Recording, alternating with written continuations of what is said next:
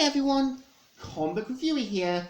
This time reviewing on Straight Outta Nowhere, Scooby-Doo meets Courage the Cowardly Dog. Now, as you know, Scooby-Doo meets Courage the Cowardly Dog is meant to be a 2021 Warner Bros. Film, as well as being the 36th entry in the direct-to-video Scooby-Doo film series, which was meant to be a crossover between Scooby-Doo and the old Cartoon Network show Courage the Cowardly Dog that ended in 2002. As well as there was a CGI short known as The Fog of Courage that aired in 2014. Now, for those who don't know about Courage the Cowardly Dog, was meant to feature a dog known as Courage who lived with his owner Muriel and her abusive, selfish husband Eustace in the middle of nowhere. And most of the time, Courage would have to deal with the paranormal and dangerous threats, and some of the episodes in the series served as morals or cautionary tales, like the episode King Ramesses being that you shouldn't let greed and ambitions get in the way, as well as the episode where Eustace has to do one good deed from a gypsy fortune teller is that people can do good as long as they realise their mistakes. And I think there was an actual potential to do something with Scooby-Doo and Courage the Cowardly Dog, but it just seems like there was some wasted potential. So the premise of the film is meant to follow after unmasking a bank-robbing clown.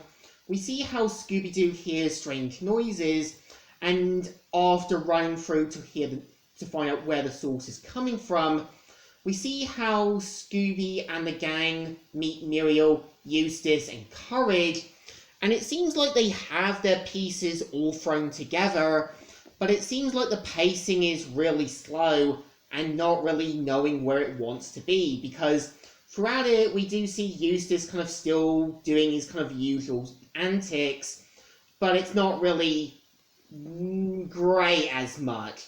And you kind of got Muriel kind of giving Velma riddles throughout the film, or just kind of being blind or oblivious to what's going on. And Courage just thrown in to kind of be the third member to Shaggy and Scooby. And throughout it, we do see how they have to deal with dangerous hordes of insects known as cascaders, as well as finding out about a meteor that's literally where Courage and the others are. I think there was an intention to try and do more with the paranormal stuff of Courage, but it seems like there was some wasted opportunities, because when you do have the villains revealed, Cat and LeQuack at the end, it seems like their potential was definitely wasted, because I think what made Cat definitely work as a villain was he was a master manipulator. He knew how to kind of pull things around his little finger, or knew how to get what he wanted. And LeQuack was meant to be a professional robber. And it kind of seems like as well, from the sort of video that Muriel, Velma and Fred watch, is that it seems like the threats come from the military or are just unknown. That was the thing about Courage the Cowardly Dog. We didn't really needed to know where the threats came from. We always kind of known they were just threats that Courage would kind of have to deal with, and there was always a moral to some of the villains, because when you did kind of have a professor who was kind of miserable, the moral of the story was, don't make other people miserable, you can be happy in your own way. And when you had Eustace being the villain, and you had a Hunchback of Notre Dame-like character, the moral of the story was, not everyone who is perfect is the bad guy.